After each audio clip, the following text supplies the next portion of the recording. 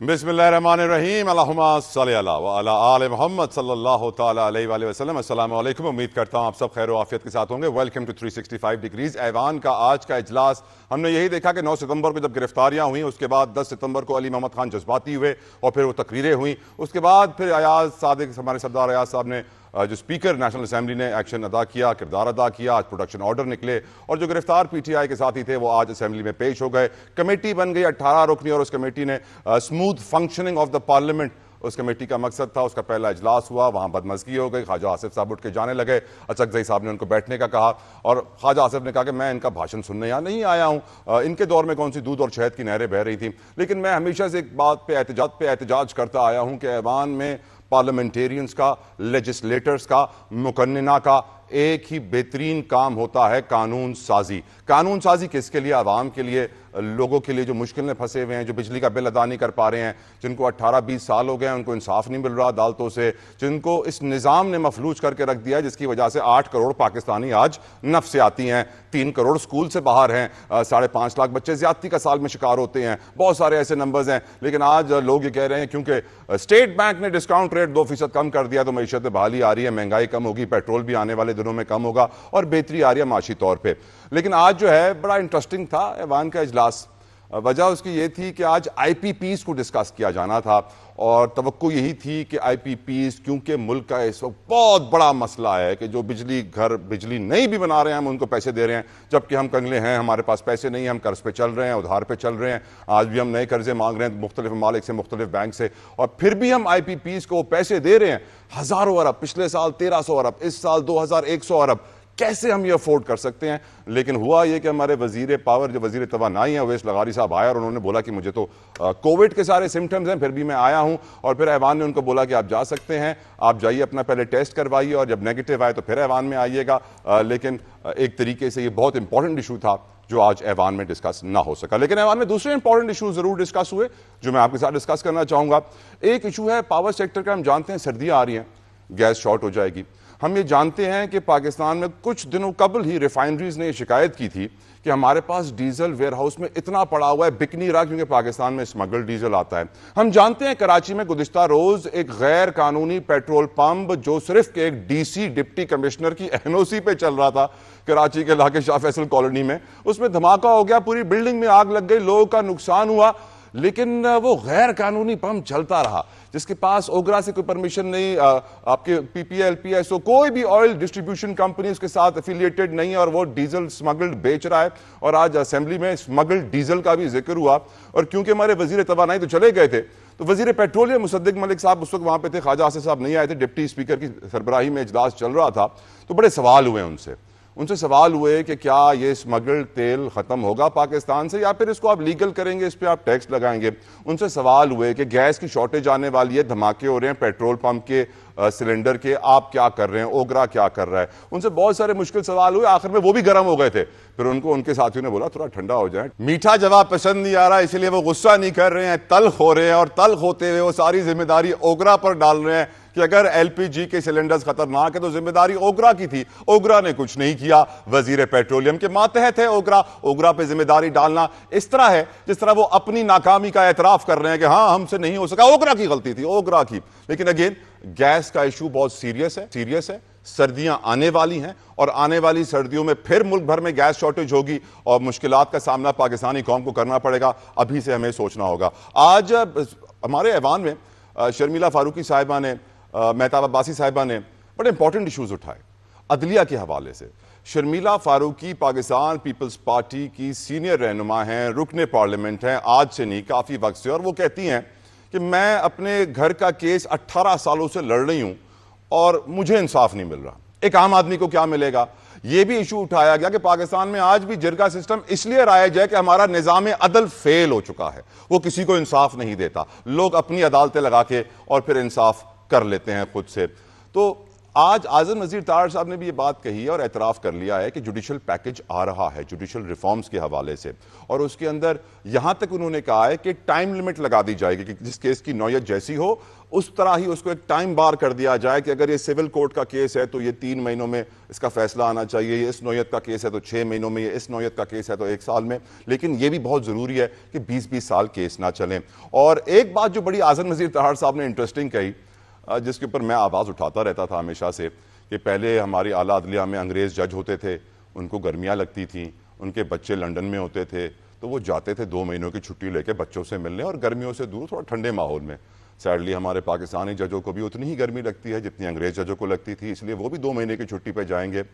Discussion करेंगे इसके ऊपर। यकीनन मेरे साथ बहुत मोअज़्ज़ज़ मेहमान इस वक्त मौजूद है और मैं उनको मज़ीद इंतज़ार नहीं करवाना चाहता हूँ। MQM पाकिस्तान से रऊफ़ सिद्दीकी साहब ने मुझे ज्वाइन किया है। रऊफ़ साहब, thank you so very much sir आपकी कीमती वक्त के लिए।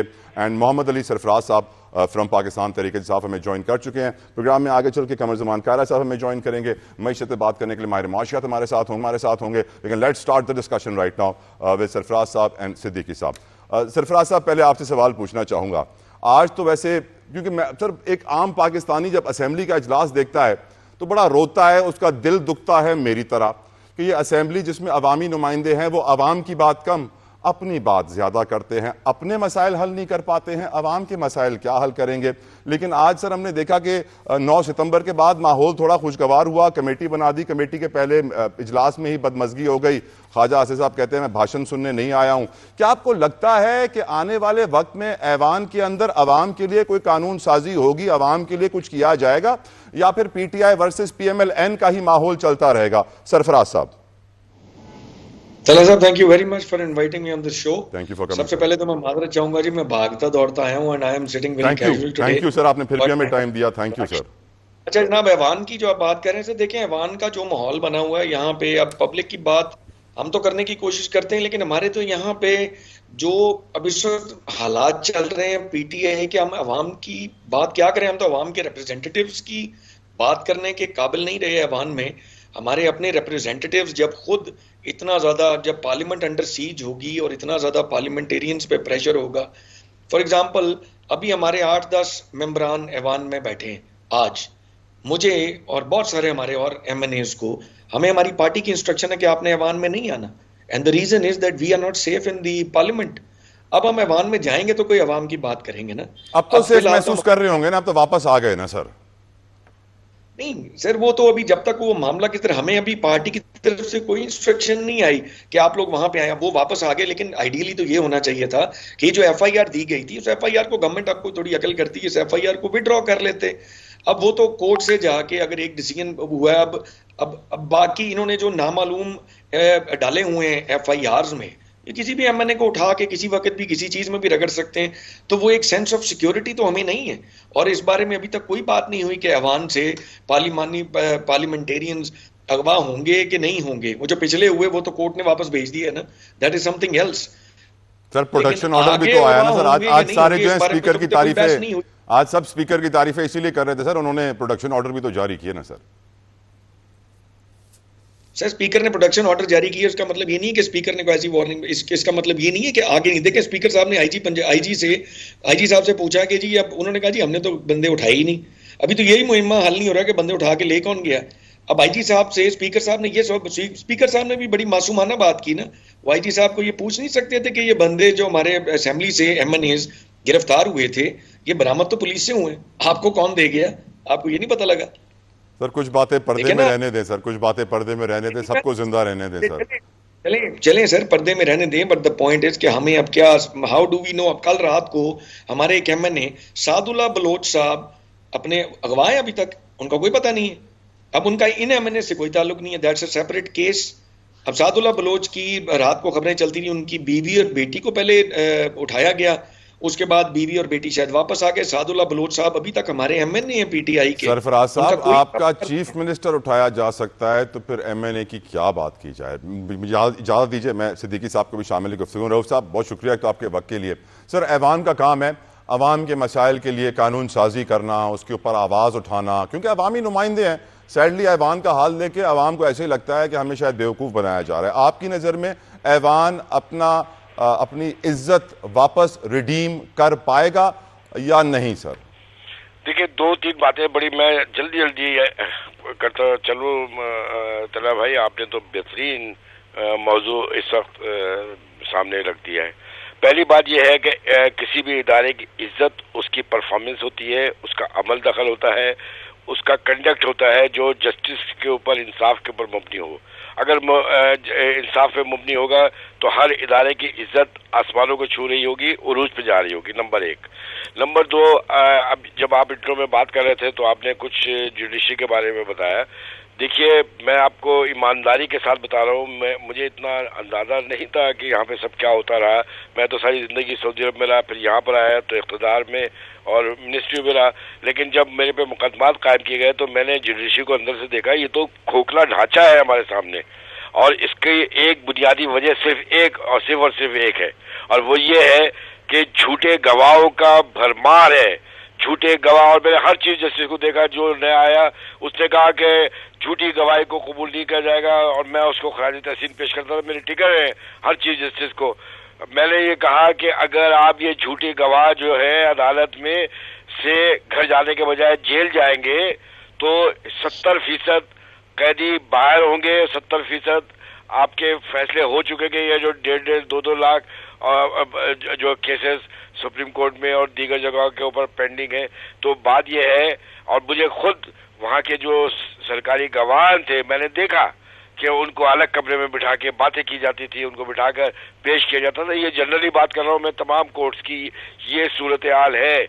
आप मज़ाक़खेज़ अंदाज तक तकलीफ दे सर, अगर ऐवान का ये हाल होगा तो फिर अदालतों का भी तो ये हाल बनता ही है ना रऊफ साहब। मैं आपसे वही अर्ज कर रहा हूँ कि आप ये देखिए, अब जो बात हो रही थी कि पार्लियामेंट से गिरफ्तार किया गया है, देखिए ये कोई अनोखी बात तो नहीं है। जो साहब फरमा रहे हैं, उनके दौर में तो इतना बदतरीन बादशाह में भी ऐसा नहीं हुआ जो उन्होंने 6-7 बरस में गुजारा।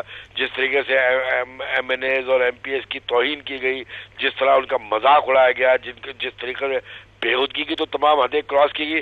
पहले भी होता था, लेकिन फिर भी थोड़ा बहुत शर्मो आया था। लेकिन पिछले तो 4-5 बरस तो बड़े पाकिस्तान की सियासत और पाकिस्तान की हुक्मरानी के ऊपर तो अफसोसनाक दौर गुजारा। लेकिन इसका मतलब ये नहीं है कि जो आज MNA के साथ हुआ या PTI के MNA के साथ हुआ उसको मैं जस्टिफाई करता हूँ। बिल्कुल नहीं कर सकता, किसी सूरत में नहीं कर सकता।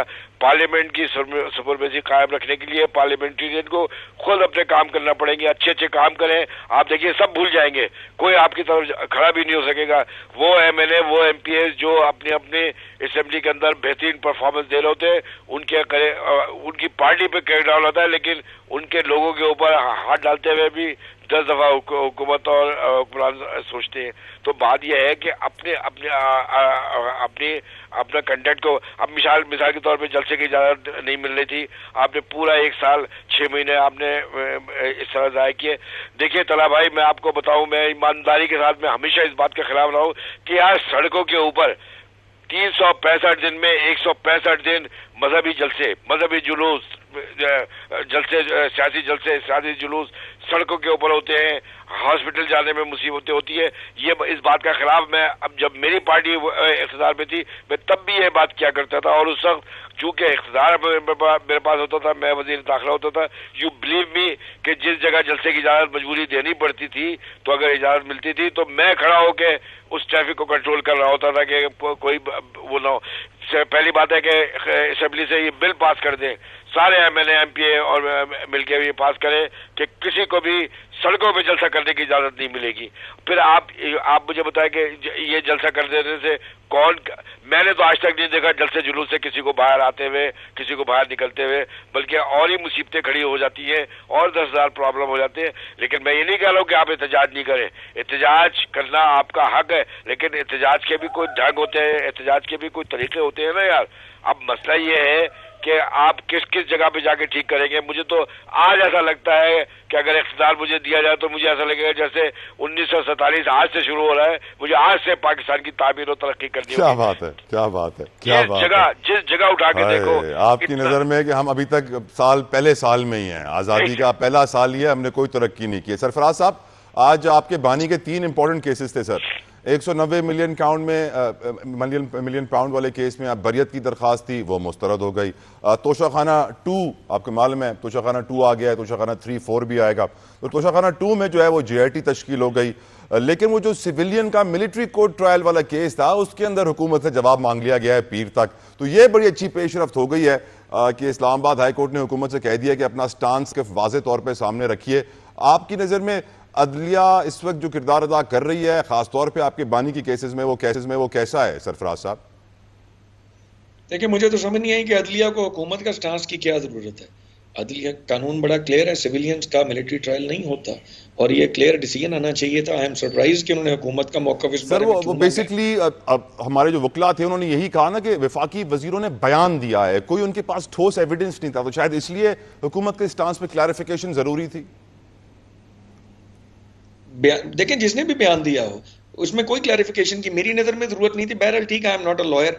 अगर अदालत समझती थी उनको किसी क्लैरिफिकेशन की जरूरत है तो उन्होंने मांग ली है।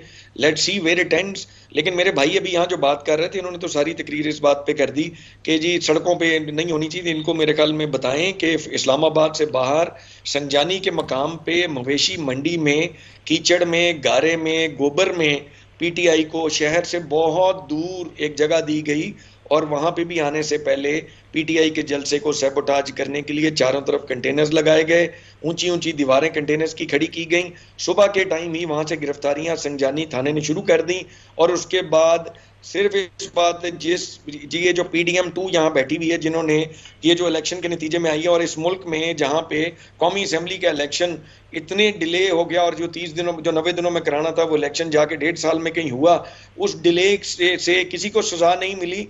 जलसे में which was not a birthday party, वहां पे अगर घंटा 2 घंटा एक पीसफुल जलसा डिले हो गया तो जलसे का जैसे ही 7 बजे आंसू गैस बरसानी शुरू कर दी गई और उसके बाद रात को पार्लियामेंटेरियंस पे शब खून मार के पार्लियामेंट से उठाया गया।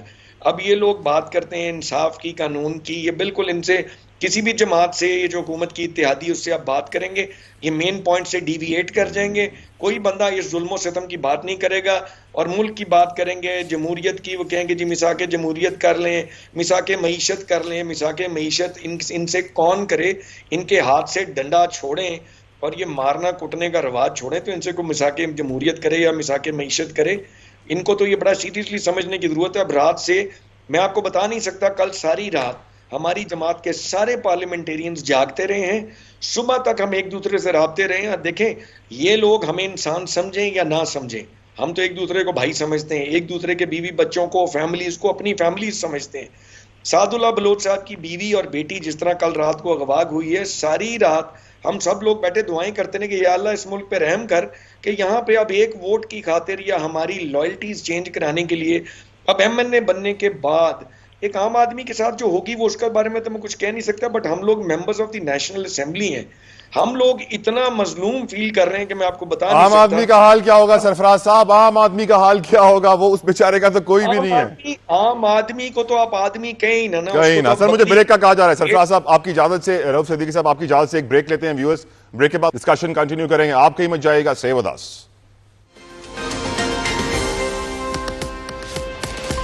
Welcome back to 365 degrees. Qamar Zaman Kaira Sahab Pakistan Peoples Party के सीनियर रहनुमा ने ज्वाइन कर लिया। Qamar Sahab thank you so very much आपकी कीमती वक्त के लिए। कायरा साहब पहला सवाल जो आपसे पूछना चाहूंगा, आज हर पाकिस्तानी हमसे पूछता है कि ऐवान का हाल देख के दिल रोता है कि कब तक ये हमारे सियासतदान एक दूसरे से लड़ते रहेंगे और अवाम के मसाइल के ऊपर बात नहीं करेंगे। आप क्या समझते हैं सर, हमारी पार्लियामेंट में कब तक PTI वर्सेस नून लीग चलेगा?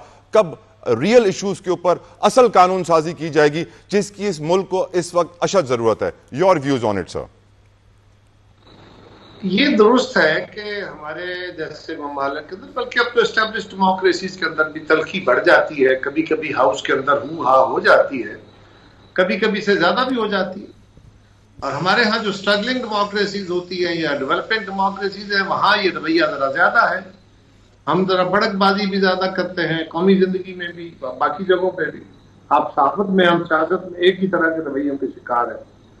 सो ये बिल्कुल हमें अपने ऐवानों में ज्यादा नजर आता है, लेकिन आपको हिंदुस्तान की पार्लियामान में, आपको बांग्लादेश की पार्लियामान में, आपको और भी हमारे जैसे ममालिक के अंदर बहुत कुछ नजर आएगा। ये कोई आसान बात नहीं है, ऐसा नहीं होना चाहिए। लेकिन ये कहना कि कोई कानून साजी ऐसी नहीं हो रही जो अवाम को रिलीफ देने का बायस हो, तो मेरे अजीज इस वक्त जो भी कानून बने हैं वो कानून मेजॉरिटी नहीं होते ही अवाम की बेहतरी के लिए है। इदारा जाती इस्लाह के लिए हो, बजट के लिए हो, कानून जो इदारों की परफॉर्मेंस को इम्प्रूव करने के लिए हो, ये अवाम की फलाह के लिए होते हैं। अगर उसका सही इस्तेमाल नहीं हो रहा तो बिल्कुल हक है, आप उस पर नकद लिखिए, हम उस पर तनकीद करके हुकूमत को मजबूर करें कि वो कानून पे अमल करके लोगों को रिलीफ दे। लेकिन पार्लियामान के अंदर मेजॉरिटी में जो अपोजिशन की तरफ, हुकूमत की तरफ से जो तजावीज होती है वो इसीलिए होती है। अगर अपोजिशन तनकीद करती है कि हुकूमत अपने आप को दुरुस्त करे, हुकूमत की गलतियों की निशानदेही करती है, तो फिर भी वो हुकूमत की परफॉर्मेंस को बेहतर करने के लिए, इम्प्रूवमेंट के लिए बातें करती है। हुकूमत अगर उस पर कोई बात करती है तो वो अपनी वजाहत करती है कि जनाब हमने ये काम इसलिए किया है। कभी कभी हम इससे बाहर निकल जाते हैं और जातियात के ऊपर आके या जो गलत गुफ्तगू शुरू कर देते हैं जो मुनासिब नहीं होती। लेकिन कल बिलावल साहब ने जो स्पीच की उसके बाद कई स्पीचेस और भी हुई, वो बड़ी ही शानदार, और इस वक्त पाकिस्तान जिस बात के मुतकाजी है, जिस बात का हालात है, उसके लिए वो बेहतरीन एक तजवीज थी। वो तक करे भी इसी ऐवान का हिस्सा है। सर, आज ऐवान के अंदर आपकी पीपल्स पार्टी की रहनुमा शर्मिला फारूकी साहिबा ने एक बहुत वैलिड पॉइंट उठाया, मेहताब अब्बासी साहब ने भी उसको सेकंड किया। शर्मिला साहिबा कहती हैं कि 18 साल से वो अदालतों के चक्कर लगा रही हैं, अपने घर के केस में उन्हें इंसाफ नहीं मिल रहा और आज भी वो चक्कर लगा रही हैं। और वो कहती हैं कि मैं मेंबर ऑफ पार्लियामेंट होके, इतनी ताकतवर होके मुझे इंसाफ नहीं मिल रहा तो आम आदमी का हाल क्या होगा। ये भी कहा गया कि पाकिस्तान में आज क्योंकि निज़ाम अदल पे किसी को भरोसा नहीं है तो इसलिए जिरगा सिस्टम बढ़ता जा रहा है, हर कोई खुद अपनी अदालतें लगा के इंसाफ कर लेता है। और हम ये भी जानते हैं कि हमारे वफाकी वजीर कानून आज़म नज़ीर तारड़ साहब की सर आज की स्टेटमेंट है कि आला अदलिया को हम कॉलोनियल दौर के तर्ज पर चला रहे हैं। जिस तरह सर वो अंग्रेज जज होते थे, उन्हें गर्मी लगती थी, बच्चे लंदन में होते थे, 2 महीने की छुट्टी लेते थे, आज भी वो 2 महीने की छुट्टी लेते हैं जबकि वो अंग्रेज नहीं है, पाकिस्तानी है। क्या वजह है, शायद उनके बच्चे भी बाहर हों। लेकिन ये निज़ाम अदल का जो मसला है सर, आपकी नज़र में क्या इसे हम हल कर पाएंगे? क्योंकि मैं ये सवाल इसलिए भी उठा रहा हूं सर कि जहां पर 53,000 केसेस पेंडिंग हैं सुप्रीम कोर्ट में, वहां पर जजेस की तादाद बढ़ाई जा रही है। जहां पे 20 लाख से जायद केसेस पेंडिंग है, वहां पे जजेस की तादाद नहीं बढ़ाई जा रही है इस वक्त। कमर जमान कायरा साहब, देखिए, जज साहबान को सहूलतें देना, उनको बेहतर माहौल फराहम करना, उनको एक बड़ा अच्छा एनवायरनमेंट फराहम करना for the delivery of justice बहुत जरूरी है। ये होना चाहिए, इसमें कोई मजायका नहीं है। और जितने आप आला ओहदों पे बैठे होते हैं, जिस तरह होता है ना, हमारे आमतौर पे ये तनकीद होती है कि ये सियासतदान देखे, इनके दफ्तर देखे, इनकी गाड़ी देखे, इनका फला देखे, तो जो भी दफ्तर में जो अच्छे काम करने वाला जो आला ओहदे पे बैठा होता है उसको ज्यादा पीस ऑफ माइंड के साथ काम करने के लिए एक बेहतर एनवायरनमेंट मिलना चाहिए। मैं इसके मुखालिफ बिल्कुल नहीं। दूसरा, जजेस की तादाद जो बढ़ाई जा रही है उससे जो जो जो अफसर दोनों दफ्तरों में बैठे या सियासतदान बैठे या जज बैठे या दूसरे बैठे, वो काम अपना पूरी जिम्मेदारी से करें, ये ज्यादा जरूरी है। जो तादाद बढ़ाई जा रही है, बिल्कुल हमारे यहाँ निज़ाम इंसाफ में प्रॉब्लम ये है कि हमारा अक्सर वक्त आला अदालतों का जो सियासी केसेस होते हैं या कॉन्स्टिट्यूशनल जो केसेस होते हैं वो खा जाते हैं, और जो नॉर्मल लिटिगेशन है, रूटीन में जो पिटीशन आई होती हैं या अपीलें होती हैं, तो वो बड़ी देर लेट होती हैं और उससे लोगों को वाकई बड़ी तकलीफ होती है। उसके लिए जजेस की तादाद, अगर, और आपको पता है ना जी कि उसमें एडहॉक जजेस भी बाज़ औक़ात रखे जाते हैं इसी काम के लिए। अगर उसमें रेगुलर जजेस की तादाद बढ़ाई जा रही है और ये नियत है तो बहुत अच्छी है। हाँ, वफाकी हुकूमत तो सुप्रीम कोर्ट के जजेस की तादाद ही बढ़ा सकती है ना, लेकिन जो बाकी निज़ाम इंसाफ है, जो हमारी डिस्ट्रिक्ट में जो सबऑर्डिनेट जुडिशरी है, वो क्योंकि सूबाई मामलात है, और जिस सूबे के ये वो इशू है, जिस हाई कोर्ट के वो इशू है, हाई कोर्ट को चाहिए कि उसके ऊपर वो अपनी राय जो है वो दे, या वो अपने जजेस की तादाद बढ़ाने के लिए तहारत करे, या वो लोगों को उनके केसेस में जल्द इंसाफ के लिए बेहतरी करे। तो वो सूबाई हुकूमत का काम है, वो वफाकी हुकूमत का काम नहीं। सर, अदलिया पे तनकीद के अलावा आज मौलाना फजलुर रहमान ने असेंबली के अंदर एक्सटेंशंस के ऊपर बड़ी तनकीद की। वो कहते हैं किसी भी इदारे के सरबराह को अगर एक्सटेंशन मिलती है या देनी है तो फिर पहले पार्लियामेंट को दें, पहले हमें दें, फिर उनको दें। आपकी नजर में क्या आने वाले वक्त में फिर पाकिस्तान के अंदर एक्सटेंशन का मौसम देख रहे हैं कायरा साहब? जिस एक्सटेंशन का बहुत चर्चा रहा पिछले दिनों, उसके ऊपर तो चीफ जस्टिस साहब ने फरमा दिया कि मैं किसी किस्म की एक्सटेंशन नहीं लूंगा। लिहाजा ये मेरे ख्याल डिबेट अब बंद हो जानी चाहिए। राइट। एक्सटेंशन देने का एक कानून में एक गुंजाइश रखी गई है मुख्तलिफ ओहदों की, तो उसकी वजह यह है कि किसी बुरी तरीन सूरत हाल में, किसी बहुत नागहानी सूरत में, खुदा न खास्ता कोई जंग की कैफियत होती है, कोई आफत आ जाती है, कोई इस तरह की कैफियत हो जाती है, कोई तूफान आ जाते हैं, तो इस सूरत में अहम ओहदों पे, हसास ओहदों पे बैठे हुए जो अहबाब होते हैं, उन ओहदों की क़यादत तब्दील करना वक्ती तौर पे नुकसानदेह हो सकता है। तो उनको एक खास वक्त के लिए एक्सटेंशन देना एक मजबूरी हो सकती है, उसको उसी रंग में इस्तेमाल करना चाहिए।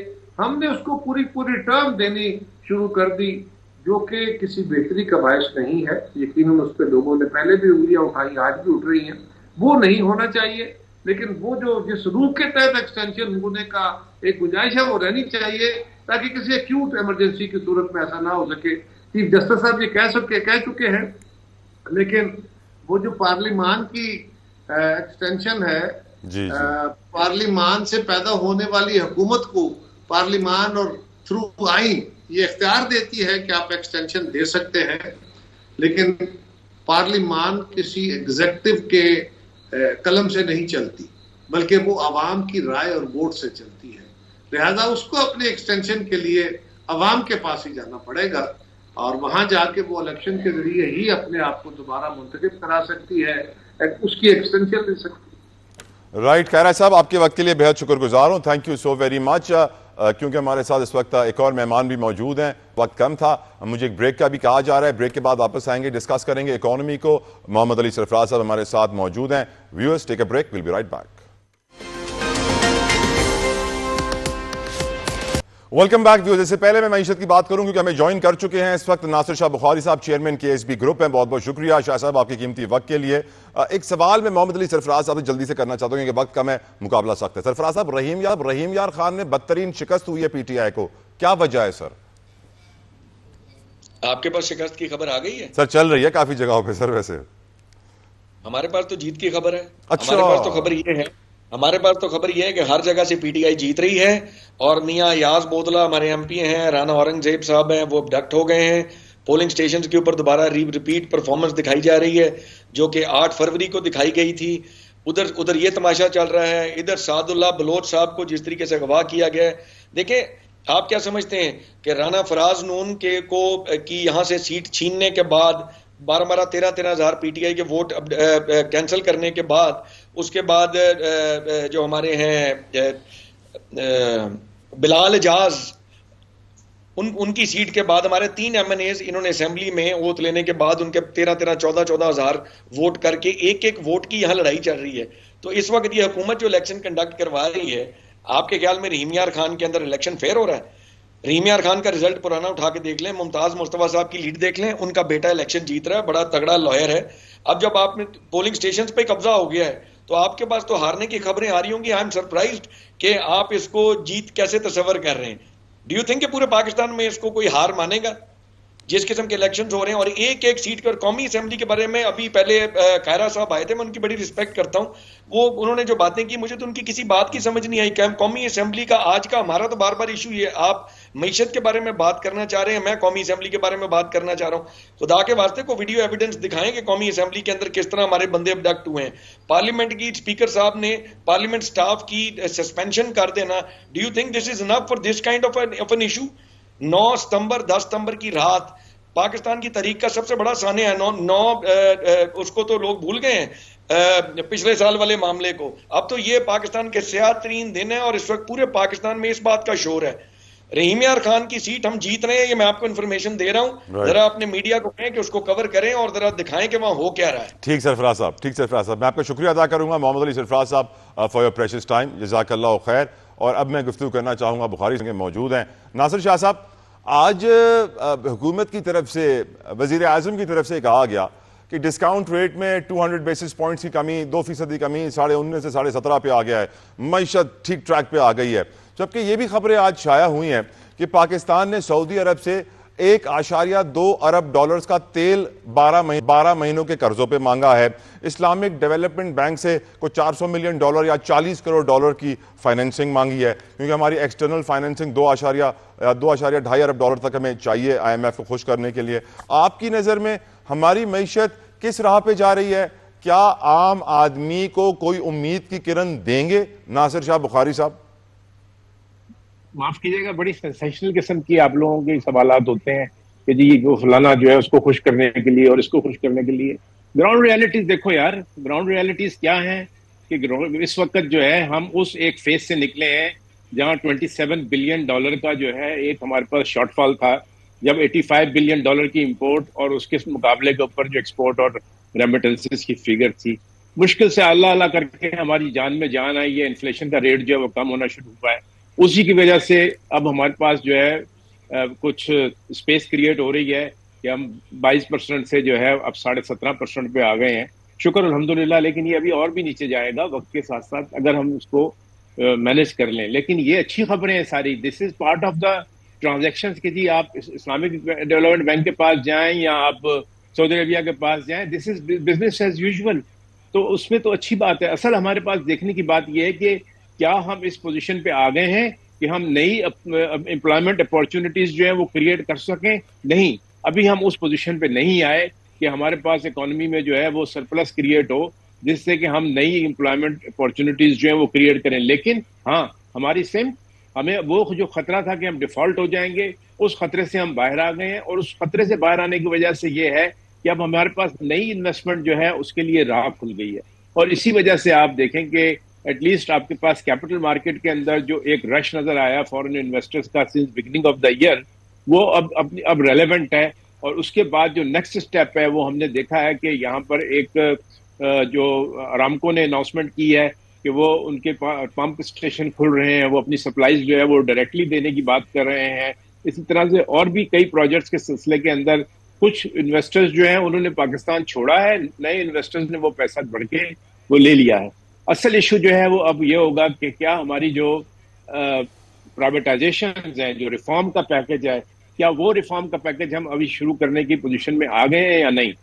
आप देख लें PIA की प्राइवेटाइजेशन में किस किस्म की मुश्किलात आए हैं, लेकिन हमें करनी पड़ेगी। ये गोली तो हमें खानी है कि हम किसी तरह अपनी उस नुकसान से जान छुड़ा सकें जिसकी वजह से कि 1 ट्रिलियन रुपीस जो है वो आपका 6 यूनिट्स को फंड करने में लगता है।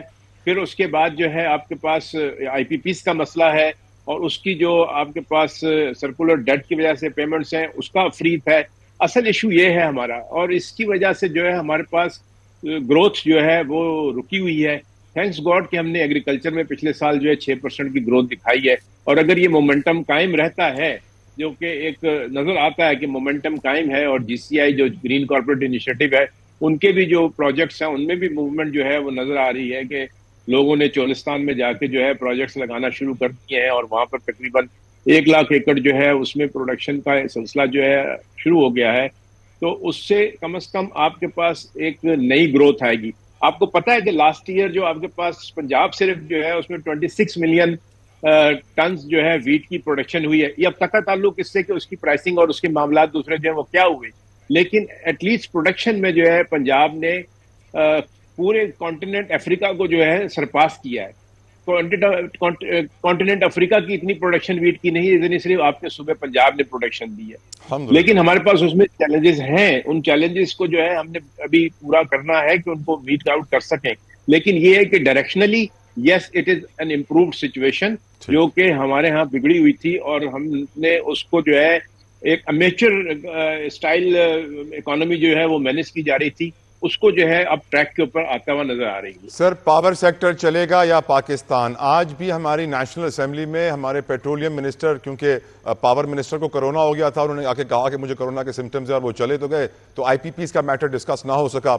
लेकिन मुसद्दिक मलिक साहब वजीर पेट्रोलियम, बहुत सारे सवालों के जवाब उनसे पूछे गए। सर, पावर सेक्टर में हम जानते हैं कराची में गुज़िश्ता रोज़ एक गैर कानूनी पेट्रोल पंप शहर के बीच में चल रहा था एक डिप्टी कमिश्नर के गैर कानूनी एनओसी के ऊपर, जिसमें धमाका हुआ, पूरी बिल्डिंग में आग लग गई। आज असेंबली में पार्लियामेंटेरियंस कहते हैं कि कैसे ये स्मगल्ड तेल बंद होगा पाकिस्तान में। तकरीबन तमाम माहिर मुआशियात कहते हैं कि अगर हमारी $400 बिलियन की फॉर्मल इकोनॉमी है तो हमारी कोई 400-500 बिलियन की इनफॉर्मल इकोनॉमी भी है, जिसका बड़ा हिस्सा ये स्मगलिंग का है। सर, क्या आपको लगता है कि हम ये 5000 मेट्रिक टन तेल जो हर दिन पाकिस्तान में दाखिल होता है, इसको रोक पाएंगे, इसको सही कर पाएंगे? क्या आपको लगता है कि आने वाले वक्त में जो गैस की कंटिन्यूस शॉर्टेजेस हम सर्दियों में देखते हैं, हमारी हुकूमत उसको कंट्रोल कर पाएगी? क्या आपको लगता है बिजली की कीमत, पेट्रोल की कीमत कुछ बेहतर हो पाएगी? क्योंकि इस वक्त एक आम आदमी की यही टेंशन है, बिजली, गैस, पेट्रोल, और जो कराची में रहते हैं उनके लिए पानी। आपका इस पे व्यू क्या है सर? आपने DGISPR की प्रेस कॉन्फ्रेंस सुनी थी जिसमें उन्होंने कहा था कि हमारी जंग जो है वो माफियाज के साथ है, जो इलीगल बिजनेसेस करते हैं, और उन बिजनेसेस की वजह से वो जो है इकोनॉमी के अंदर जो कुछ कमाते हैं उससे सारे जो जितने उनके इलीगल काम हैं, जो इलीगल स्पेक्ट्रम, उन सबको इलीगल स्पेक्ट्रम का नाम वो देते हैं। तो उन सब चीजों को आप जब वाकिफ हैं तो ये एक जंग है, ये उसी तरह से जंग है जो सरहदों पर जो है हमारे जवान अपनी जान का नजराना पेश करते हैं। इसी तरह से यहाँ पर भी जो है हमें सबको मिलजुल के फौज तो कर रही है, लेकिन अब हमको भी जो है करना चाहिए कि वो ऐसा पेट्रोल खरीदते क्यों है? सस्ता है सर, पैसे बचाने के लिए तो क्या नहीं करेंगे लोग सर? बस तो ये जो नहीं, ये बात नहीं है। फिर अपने आप को जिम्मेदार शहरी ना कहें कि जी मुझे सब कुछ चाहिए और मैं काम भी सारे गलत करूं, ऐसे नहीं होता। आपको जिम्मेदार शहरी पैदा करने हैं जो कि इन चीजों को सेव कर सकें। Right sir, I am out of time. Nasir Shah Bukhari Sahab, thank you so very much, आपने अपना हमारे लिए निकाला। व्यूअर्स, आपने सुना, प्रोग्राम का वक्त तमाम होता है। अपना फीडबैक सोशल मीडिया पर जरूर दीजिएगा। अंटिल नेक्स्ट टाइम, अल्लाह हाफिज।